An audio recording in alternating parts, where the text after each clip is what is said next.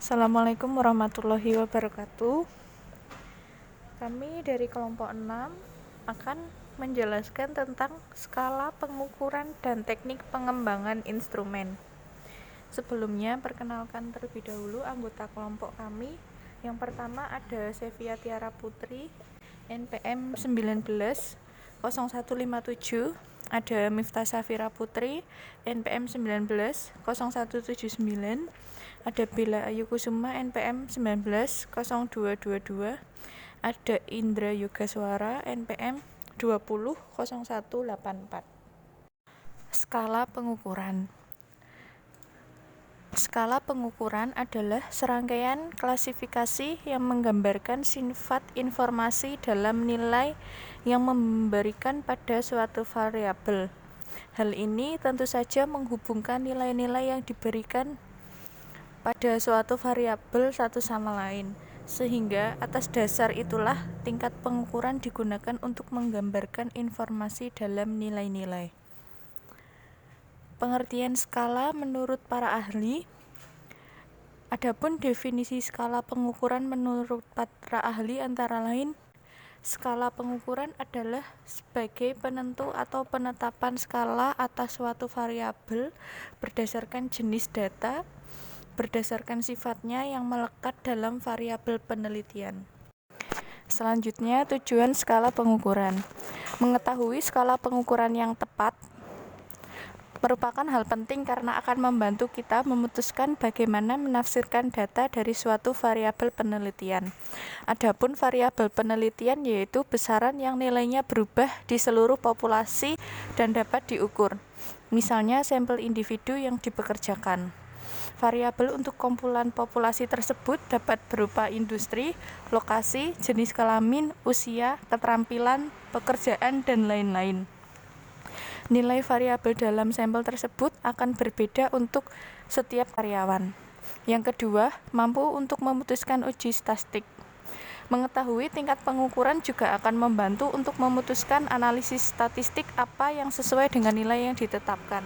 Oleh karena itulah, skala pengukuran suatu variabel seperti contoh yang telah disebutkan tersebut menentukan jenis uji statistik yang akan digunakan. Di sini sangatlah terlihat bahwa sifat matematis suatu variabel atau dengan kata lain bagaimana suatu variabel diukur dianggap sebagai skala pengukuran. Jenis-jenis skala pengukuran. Yang pertama adalah skala nominal. Sebuah skala di mana penelitian memberikan tanda untuk kategori atau kelompok tertentu. Skala nominal ini dikatakan sebagai skala yang paling lemah dibanding dengan skala lain. Contoh untuk skala nominal, misalnya untuk mengkelompokkan orang menurut makanan favorit seperti bakso, nasi goreng, soto, dan sate, maka menempatkan bakso pada urutan pertama dan sate pada urutan keempat. Tidak berarti yang satu lebih enak dibanding yang lain, karena itu tergantung selera orang masing-masing.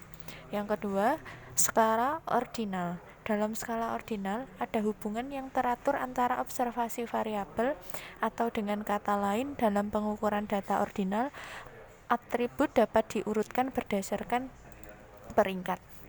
Contoh skala ordinal. Seorang siswa mendapatkan nilai tertinggi 100 di kelas. Dalam hal ini, dia akan diberikan peringkat pertama. Kemudian teman sekelas lain mendapatkan nilai tertinggi kedua, yaitu 95, dia akan di peringkat kedua. Dan siswa ketiga yang mendapat nilai 90, dia akan diberikan peringkat ketiga, dan seterusnya. Selanjutnya, skala interval.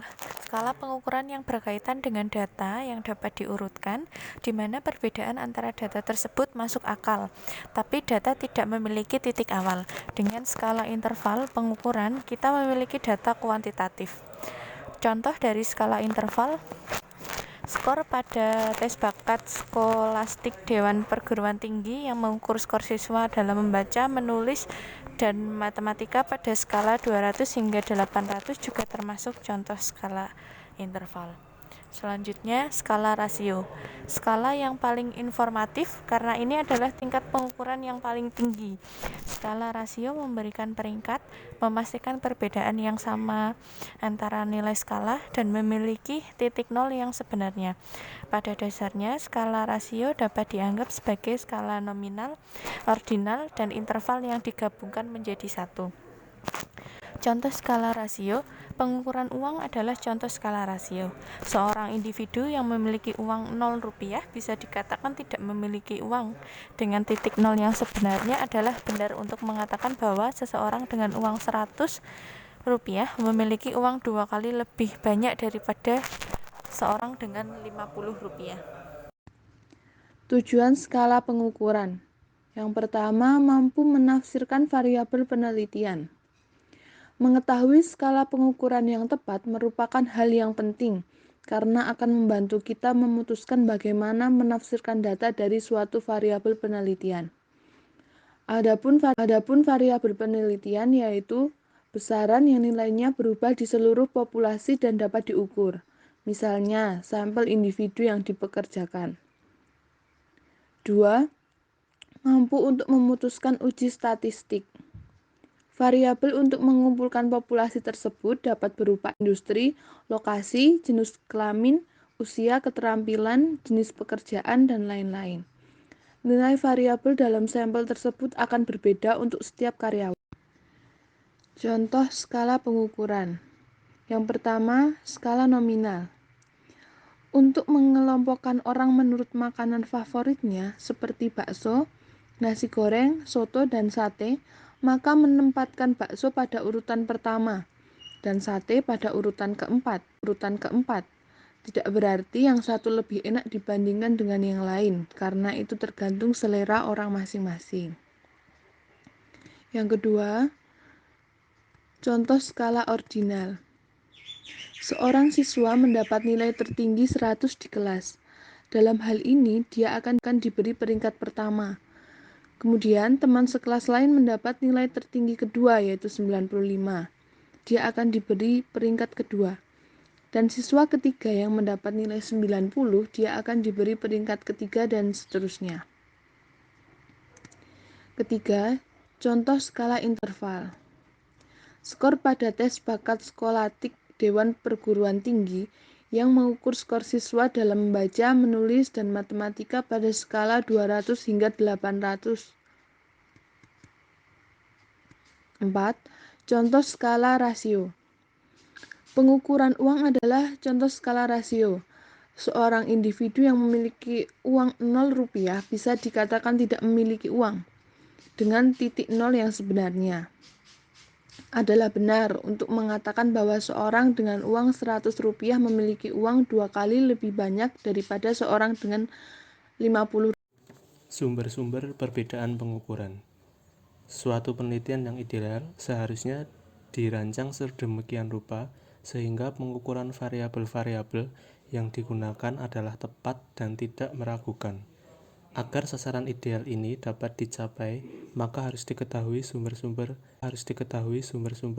kesalahan tersebut dan berusaha untuk menghilangkan, menetralisir atau mengendalikan agar hasil yang diperoleh tidak menyimpang. Adapun sumber-sumber kesalahan yang mengakibatkan perbedaan pengukuran tersebut yaitu 1. Responden sebagai sumber kesalahan. Responden sebagai sumber kesalahan dapat terjadi oleh karena responden yang kurang mau mengungkapkan jawaban yang relatif negatif, maupun responden yang kurang paham terhadap maksud dari pertanyaan yang akan dijawab, tapi tidak mengakui hal tersebut. Atau dapat juga terjadi ketika responden mungkin atau dapat juga dipengaruhi oleh faktor-faktor yang bersifat sementara, seperti lelah, rasa bosan, khawatir, atau hal-hal yang menyebabkan mereka tidak menjawab dengan sepenuh hati. Yang kedua, faktor-faktor situasi. Jawaban yang diberikan oleh responden kadang-kadang dipengaruhi oleh kondisi yang memberikan beban pada saat wawancara dilakukan. Misalnya jika ada orang lain ikut hadir, maka orang tersebut bisa mengganggu konsentrasi serta respon dari untuk menjawab pertanyaan. Hal ini terjadi karena orang tersebut ikut campur menjawab pertanyaan, mengalihkan perhatian responden, atau mereka sekedar hadir untuk mendengarkan. Kesalahan juga dapat terjadi jika pewawancara mengganggu respon dari responden dengan membahas atau mengubah urutan pertanyaan-pertanyaan, mengubah irama suara, tersenyum, menganggukkan kepala, dan sebagainya yang dilakukan secara sadar ataupun tidak sadar dapat mengganggu konsentrasi responden yang dapat merubah respon mereka mengikuti irama gerak fisik dari pewawancara. Yang ketiga, instrumen penelitian instrumen. Penelitian yang tidak tepat dapat juga menjadi sumber kesalahan. Instrumen yang kurang jelas dapat membingungkan responden. Pemakaian kata-kata yang rumit sehingga tidak dapat dimengerti responden.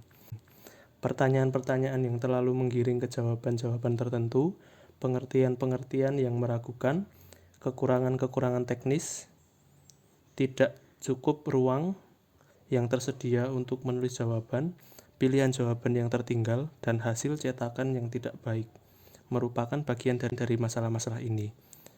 Chopper, Donald R., dan C. William Emory 1996.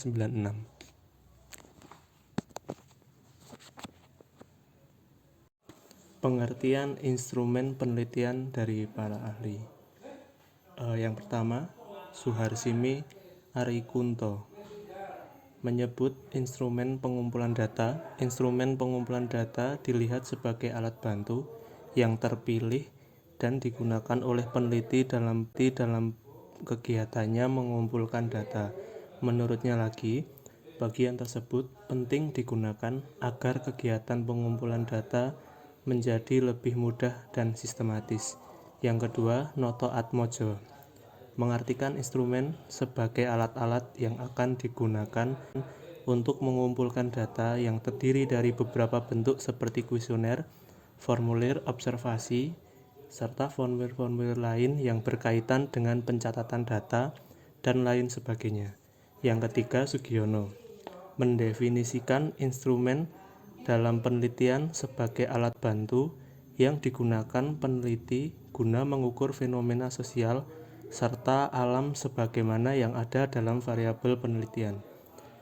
Sederhananya dapat diartikan bahwa pengertian instrumen penelitian adalah sebagai alat atau metode yang digunakan dalam pengumpulan data. Jenis-jenis instrumen penelitian. A. Tes. Tes dapat berupa serangkaian pertanyaan, latihan, lembar kerja, dan lain sebagainya yang memiliki tujuan sebagai alat ukur keterampilan, intelijensi, kemampuan hingga bakat yang dimiliki oleh suatu individu atau kelompok yang menjadi subjek penelitian. B. Angket atau kuesioner merupakan alat pengumpul data melalui sejumlah pertanyaan tertulis digunakan untuk memperoleh informasi dari individu atau kelompok tertentu. C. Wawancara. Wawancara atau interview merupakan kegiatan tanya-jawab antar dua orang untuk mendapatkan informasi atau ide mengenai topik tertentu.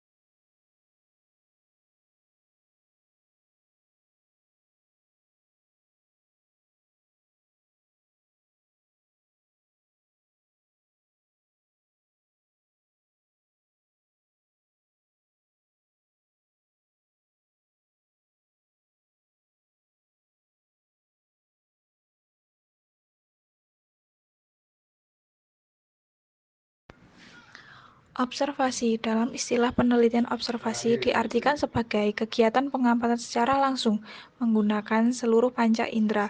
Observasi dapat dilakukan melalui tes, kuesioner, ragam gambar, hingga rekaman suara. Yang keempat, skala bertingkat. Disebut juga rating merupakan suatu ukuran objektif yang dibuat berskala atau bertingkat. Instrumen ini memudahkan peneliti untuk memberikan gambaran penampilan yang kemudian dapat menunjukkan frekuensi munculnya sifat-sifat tertentu. Yang kelima, dokumentasi instrumen penelitian. Dokumentasi merujuk pada barang-barang tertulis. Instrumen ini memungkinkan peneliti memperoleh data melalui penelitian terhadap benda-benda tertulis, seperti buku, majalah, catatan harian, artefak, video, dan lain sebagainya.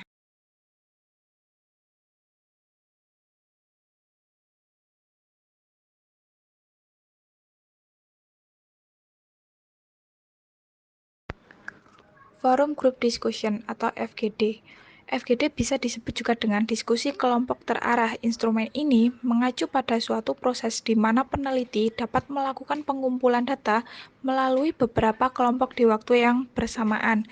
Keuntungan penggunaan metode ini adalah tingginya tingkat kredibilitas dan orisinilitas pada kegiatan penelitian. Meskipun begitu, terdapat beberapa tantangan seperti terlalu memakan biaya, waktu, serta tenaga. Itu ada eksperimen. Instrumen ini pengumpulan data dengan eksperimen sering digunakan dalam penelitian sains murni dan terapan. Dengan instrumen ini, peneliti melakukan beberapa percobaan dalam laboratorium dan melakukan uji coba terhadap beberapa reaksi yang terjadi pada objek penelitian.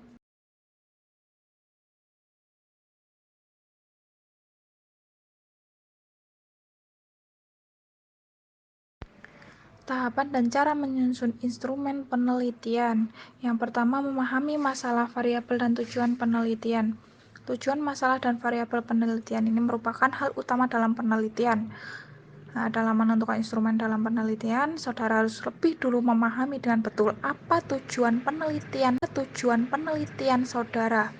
Masalah apa yang ingin saudara teliti, serta variabel apa saja yang harus diteliti. Ketiganya harus memiliki indikator yang jelas dan spesifik. Nah, melalui indikator variabel yang jelas, misalnya, saudara akan dimudahkan dalam menentukan pertanyaan-pertanyaan apa saja yang harus disampaikan kepada subjek penelitian. Yang kedua, memahami sumber data atau responden. Memahami sumber data baik dalam hal jumlah maupun keragamannya merupakan hal yang penting untuk dilakukan dalam menentukan instrumen. Sumber data dapat digunakan sebagai acuan atau bahan dasar bagi saudara dalam menentukan isi, bahasa, dan sistematika itu sendiri. Yang ketiga, memahami validitas dan reliabilitas instrumen. Sebelum nantinya instrumen dalam penelitian diberikan kepada responden, saudara harus sudah dapat menentukan tingkat kevalidan dan kesahihan instrumen yang akan digunakan. Yang keempat, pemilihan instrumen dalam penelitian. Nah, pastikan saudara memilih instrumen yang mudah dan praktis digunakan, tetapi juga dapat menghasilkan data yang diperlukan dan mampu menjawab masalah yang sudah ditentukan dalam penelitian. Itu ada dua. Pertama, akurasi. Berkaitan dengan validitas instrumen yang digunakan itu untuk mengukur keakuratan saudara bisa mempertanyakan hal tersebut. Yang kedua, presisi berkaitan dengan keterandalan atau reliabilitas yaitu kemampuan memberikan kesesuaian hasil pada pengulangan.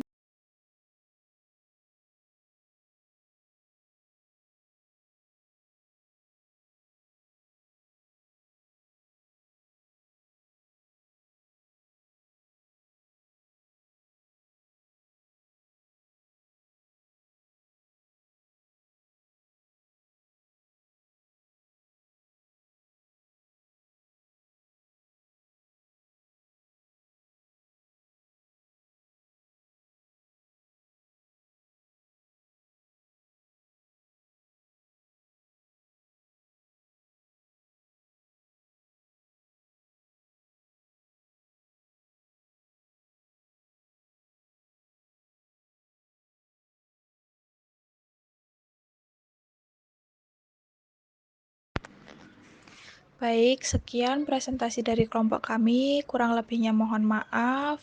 Wassalamualaikum warahmatullahi wabarakatuh.